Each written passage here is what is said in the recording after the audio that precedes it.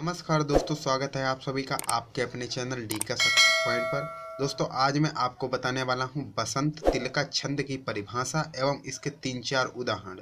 और मैं आपको इस वीडियो में जो भी छंद हैं इनकी मात्राएं कैसे निकालते हैं वह भी बताने वाला हूं। हालांकि मैंने 5-6 छंदों में पहले ही बता चुका हूं कि किस प्रकार से छंदों की मात्राएं निकाली जाती हैं, लेकिन मैं आपको इस वीडियो में फिर से बताने वाला हूं।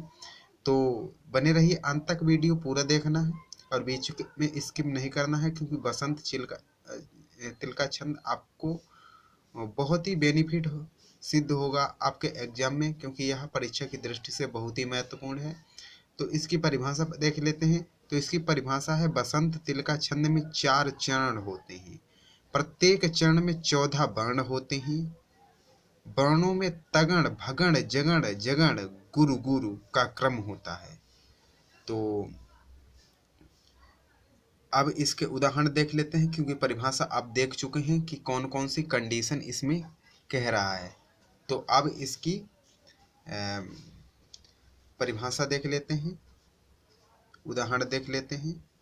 तो इसका पहला उदाहरण है, भू में रमी शरद की कमनीयता थी, नीला अनंत नभ निर्मल हो गया था, थी छा गई कुकुभ में अमिता सिताभा, उत्फुल सी प्राकृत थी प्रतिभा प्रतिभा प्रतिभात होती। तो यह इसका पहला उदाहरण है। और इसमें देख लीजिएगा कि 2 गुरु और 1 लघु मिलकर तगड़ बना रहे हैं, और 1 गुरु और 2 लघु मिलकर भगड़ बना रहे हैं, और 1 लघु और बीच में गुरु और फिर लघु मिलकर जगड़ बना रहे हैं, फिर से 1 लघु और बीच में गुरु और 1 लघु मिलकर जगड़ बना रहे हैं, और यह दोनों गुरु हैं। तो आप यह देख सकते हैं। अगर आपको तगण, जगण, भगण और ये नहीं पता है तो आप इससे पहले वाला वीडियो इंद्र वज्रा छंद को देख सकते हैं। मैंने उसमें डिटेल से बताया है सूत्र द्वारा कि ये कहाँ से आते हैं और इन्हें कैसे बनाया जाता है। तो आप वहाँ से देख सकते हैं कि ये कहाँ से आए हैं, तो आपको अच्छे से पता हो जाएगा। तो इन्हें समझने में आपको आसानी होगी। तो यह आपने पहला उदाहरण देख लिया। अब इसका दूसरा उदाहरण है,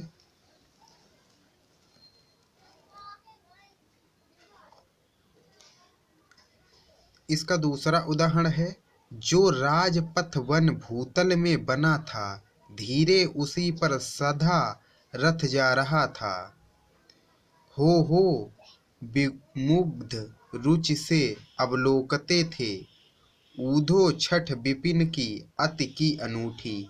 तो यह इसका दूसरा उदाहरण है। इसमें भी गुरु गुरु और लघु मिलकर तगड़ बना रहे हैं, और फिर गुरु लघु लघु मिलकर भगड़ बना रहे हैं, और फिर लघु और बीच में गुरु और फिर लघु मिलकर जगड़ बना रहे हैं, और फिर लघु और बीच में गुरु और फिर लघु मिलकर जगड़ बना रहे हैं, और यह दोनों गुरु हैं। तो आप यह देख सकते हैं। और आप ये हर चरण में आपको यही मिलेगा, अंत में 2 गुरु मिलेंगे, और ये तगड़, भगड़, जगड़ और जगड़, अर्थात 2 जगड़ और तगड़ भगड़ मिलेंगे।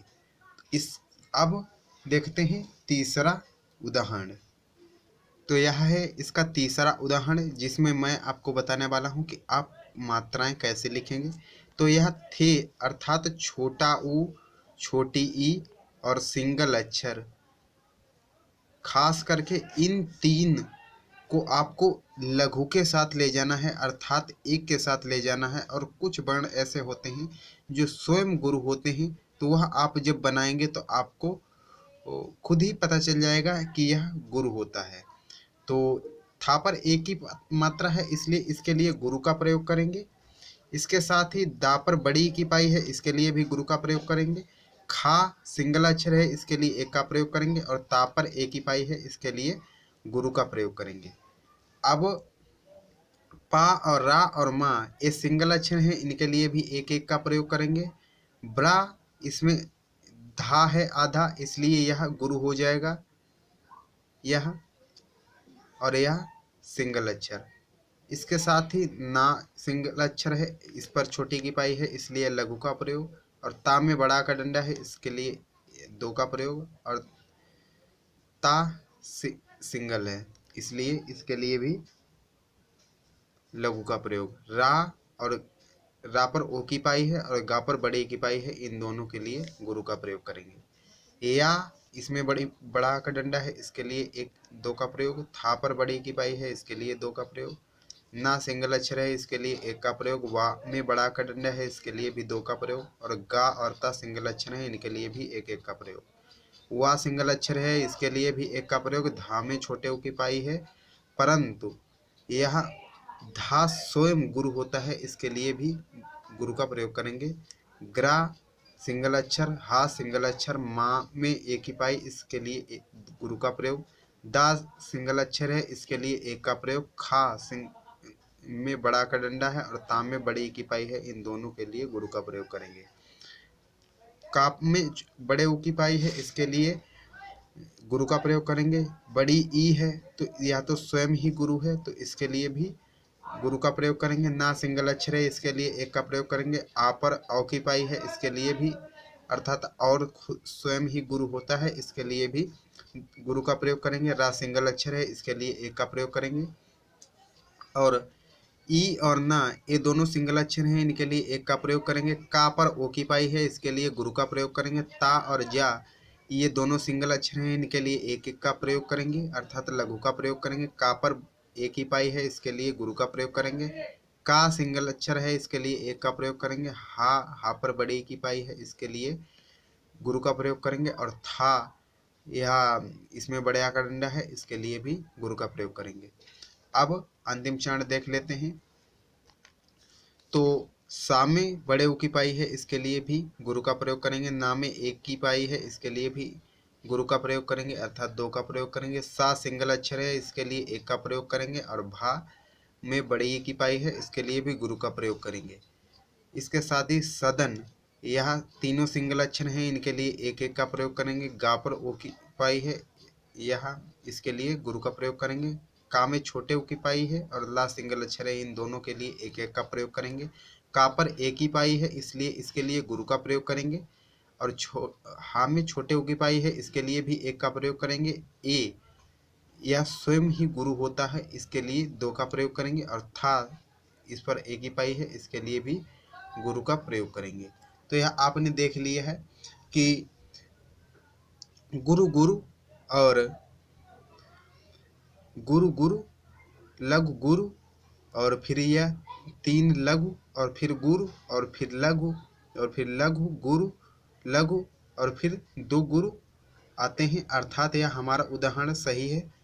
तो आशा करता हूँ आपको वीडियो अच्छा लगा होगा। अगर वीडियो अच्छा लगा है तो लाइक करिए, कमेंट करके बताइए कैसा लगा, और अपने दोस्तों के पास भी शेयर कर दीजिए जिससे इस वीडियो का लाभ उन्हें भी मिल सके और वो भी अपने एग्जाम में अच्छे अंक प्राप्त कर सकें।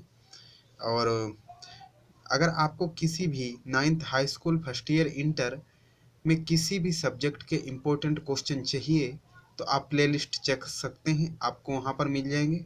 आपको किसी भी कवि या लेखक का जीवन परिचय, छंद, रस, अलंकार कोई भी चाहिए तो आप प्लेलिस्ट चेक करिए, वहाँ पर सब मौजूद मिलेगा आपको। आप वहाँ से देखकर अपनी प्रिपरेशन अच्छे से कर सकते हैं और अपने एग्जाम में अच्छे अंक प्राप्त कर सकते हैं। तो मिलते हैं अगले वीडियो में, तब तक के लिए जय हिंद, जय भारत, वंदे मातरम।